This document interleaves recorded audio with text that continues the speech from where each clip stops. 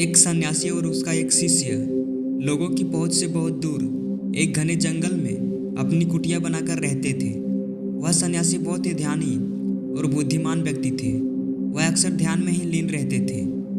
वह शिष्य उस सन्यासी का बहुत ख्याल रखता था।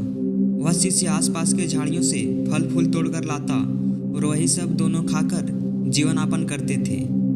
एक दिन पास के ही एक गांव से एक नौजवान लड़का उस सन्यासी के पास आया और सन्यासी से कहा, मुनिवर, मैं अपने आप को बहुत कमज़ोर महसूस करता हूँ। मैं जब भी अपने आप से बड़े और ताकतवर व्यक्तियों को देखता हूँ तो अपने आप को बहुत कमज़ोर महसूस करता हूँ और फिर मैं बहुत दुखी हो जाता हूँ। क्या आप मुझे इस समस्या से छुटकारा दिलवा सकते हैं?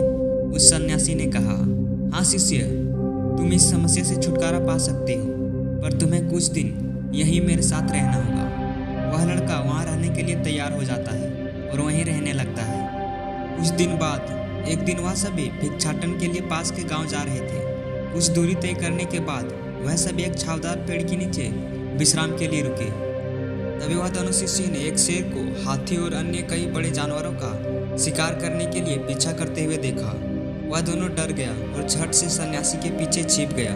कुछ देर बाद वह दोनों शिष्यों ने देखा कि एक बड़े से हाथी का शिकार करके शेर वहाँ से जा चुका था। अब वह दोनों हैरान हो गया कि इतने छोटे शेर ने इतने बड़े बड़े हाथियों का शिकार कैसे कर लिया।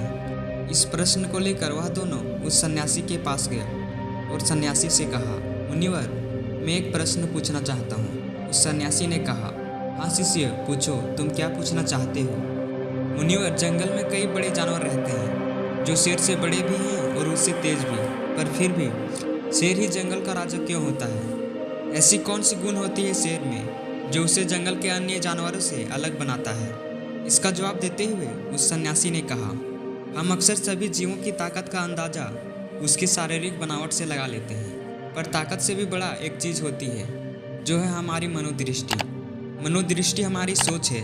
हम जैसा सोचते हैं वैसा ही हम बने रहते हैं। हमारे सोच से ही हमारी दुनिया का निर्माण होता है। ये मायने नहीं रखता है कि हम कैसे हैं, मायने ये रखता है कि हमारी सोच कैसा है। तुम अपने सोच से अपने आप को कमज़ोर मान लिए हो, वरना तुम भी एक सिकंदर हो। अब उस नौजवान लड़का के सारे सवालों का जवाब मिल चुका था। अब वह अच्छे से समझ चुका था कि हमारा सोच ही हमारा निर्माता होता है। हम जैसा सोचते हैं वैसा ही हम बने रहते हैं।